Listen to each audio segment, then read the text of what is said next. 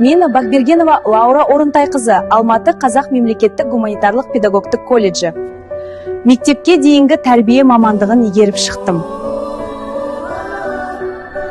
Мен Бақбергенова Лаура Орынтайқызы, Алматы облысы Балқаш ауданы Ағдала ауылы Балауса Бөбекжай балалар бақшасының мектеп алды даярлық ұлан тобының тәрбиешісімін, педагог, сарапшы. Осы салада 14 жылдан бері жұмыс жасап келемін. Бір бөлмеде бала ұзақ уақыт бірге болғандықтан ауада дем шығару арқылы бактериялар концентрациясы артады. Кварцтау ауаны тазартып, оны стерильді күйге жақындатады. Кварц қосылғаннан кейін таңертеңгі толық тазалық жұмысы жүргізіледі.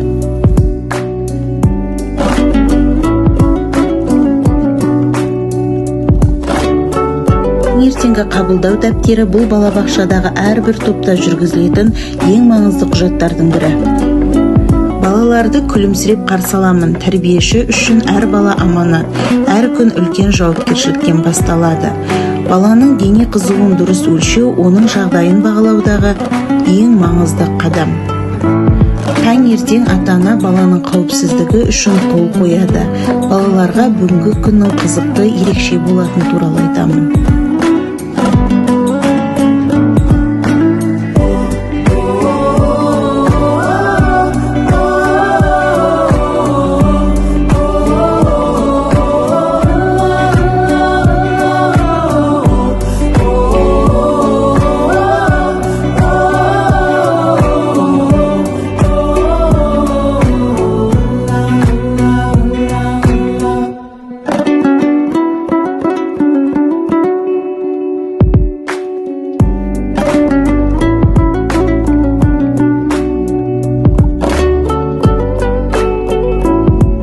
Көңіл күйін түсіну бұл тек сөзбен емес, оның іс-әрекетіне назар аудару.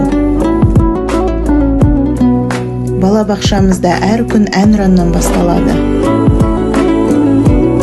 Таңертеңгі жаттығу денені оятудың және энергия жинаудың ең жақсы тәсілі. Ас күннің ең маңызды тамағы. Ол ағзаға ұйқыдан кейін күш-қуат береді. Ас ішкеннен кейін дамытуға арналған іс-әрекет өтемін. Ол жерде тәрбиеші тек сабақ өтпейді, ол сенім береді, мейірім үйретеді, жақсылыққа жол көрсетеді. Әр бала жеке әлем. Бірақ апай деген сөз жүрегімді жылытатынын ешкім білмейді.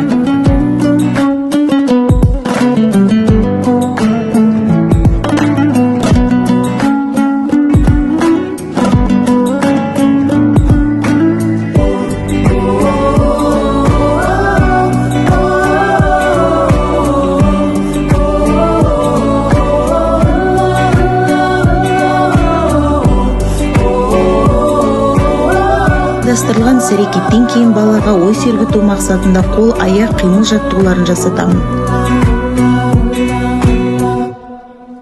Серуен баланың қимыл белсенділігін арттырады. Күндізгі серуен кешкі ұйқының тыныш әрі терең болуын қамтамасыз етеді.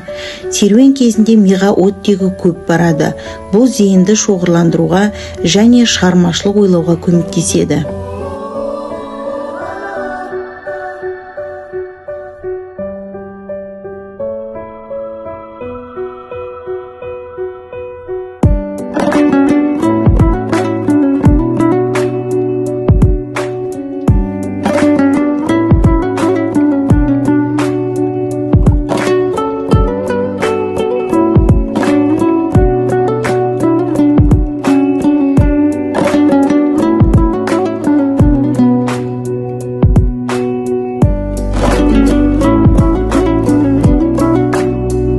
Дәмімен жылуға толы түскі асқа жиналамыз.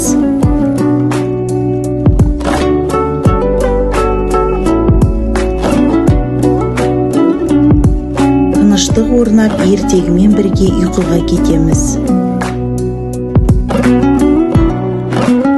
Ұйқыдан жаңа оянған кезде дене әлі ұйқылы ояу күйде болады. Сондықтан жаттығуды бірден қимылдан бастаймыз.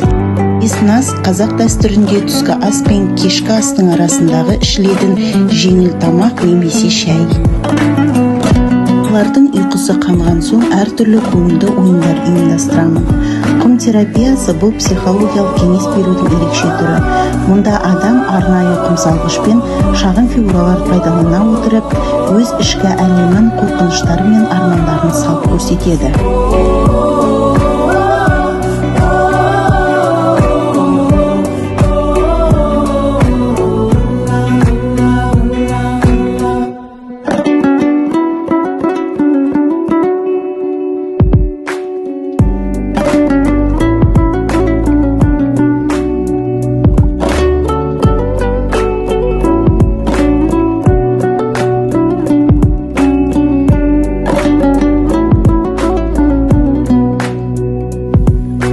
Ойыннан кейін балалармен қимай қоштасамын. Бұл еңбек көп айтыла бермейді, бірақ оның жемісі жылдардан кейін көрінеді. Өйткені тәрбиеші болашақты тәрбиелейтін маман.